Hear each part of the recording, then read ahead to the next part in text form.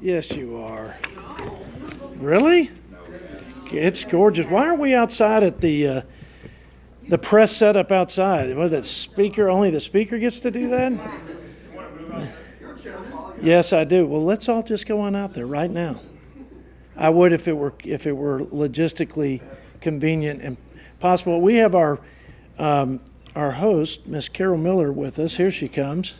Thank you guys for being here, for covering our retreat. We've covered a lot of topics. Economic policy is my sweet spot and my passion. And let me just say a few things in contrast to what we're talking about today among my colleagues, and and with the context of the last few years. I can't think of an area in President Biden's agenda that has, quite frankly, done more harm or created more pain for working families and our fellow Americans than his economic agenda. And I don't say that with glee so that we can contrast and score political points at a Republican retreat. It's I know he tried to tell a very different story during the State of the Union speech, but according to the polls, I don't think anybody was believing it. The reason they don't believe it is because it's not their experience. And so, as I've said before, 3 years of economic policies like paying people not to work, turns out if you do, they'll take you up on it, and you'll have a labor shortage, which is part of the supply side squeeze, which has also exacerbated inflation.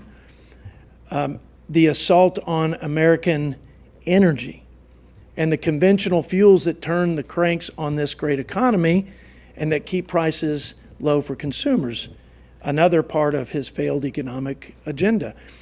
We cannot tax and regulate our way out of this fragile economic situation. We need relief on the supply side. We need relief for Americans who are paying now $1,100 a month more than they did before inflation.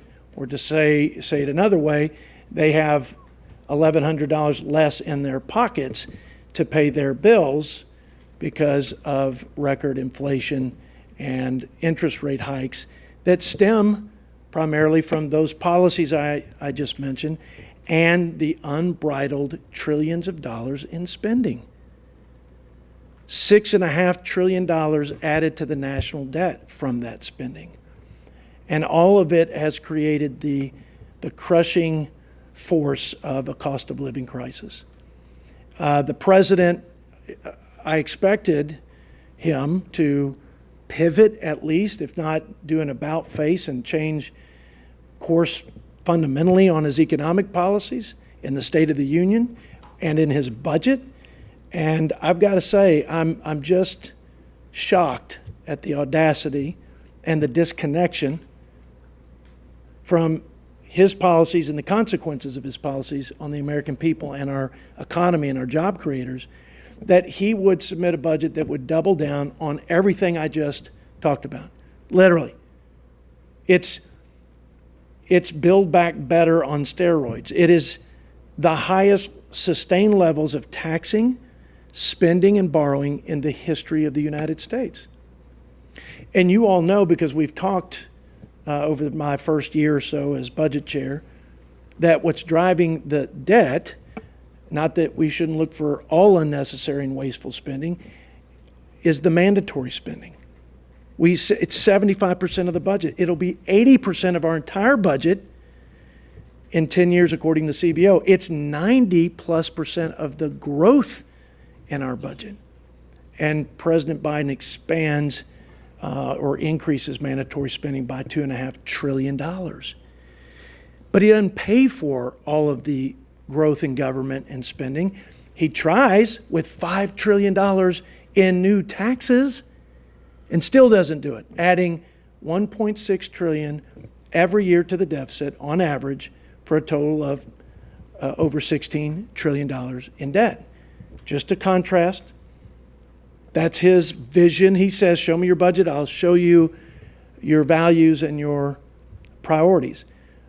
Well, we just passed for the second time our balanced budget out of committee. And that's our view of America's future, a better and brighter future.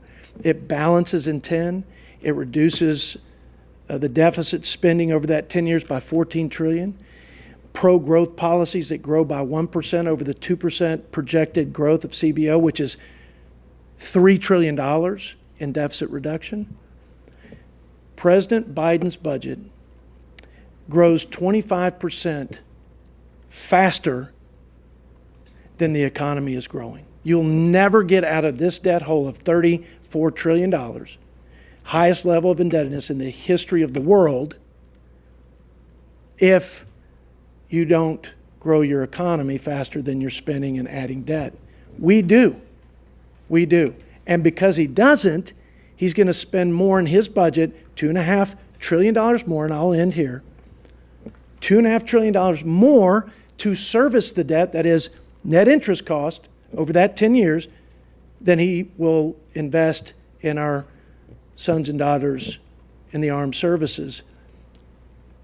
It's a penance what he commits to our servicemen and women. Not that there's not waste at the Pentagon, but he showed us his priorities. We've showed the American people ours, and I think this is a tale of two different worldviews and two different paths to American prosperity.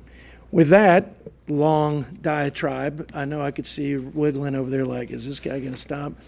I've got two wonderful colleagues, one from California and one right here in this great state of West Virginia. We serve on Ways and Means Committee together. And Ms. Carol Miller also started and allowed me to co-chair the Energy Caucus. So when we talk about pro-growth, it's not just tax and regulations, it's getting back to America First trade. Ms. Miller.